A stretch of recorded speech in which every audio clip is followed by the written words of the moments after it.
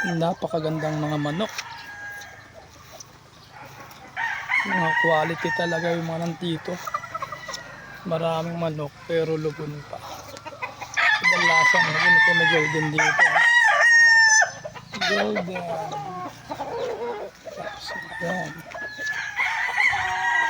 Meron na ito nakita ano eh, 5K sweater. 5K pack. Meron ding pumpkin. Ito itong pumpkin na to. Naka-4 na to.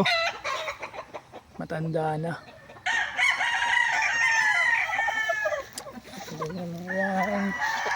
Ito napakaganda.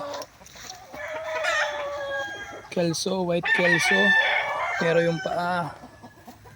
Tignan nyo yung paa. Yan. Napakaganda dito. Hanggang labas pa to eh. Lag naman.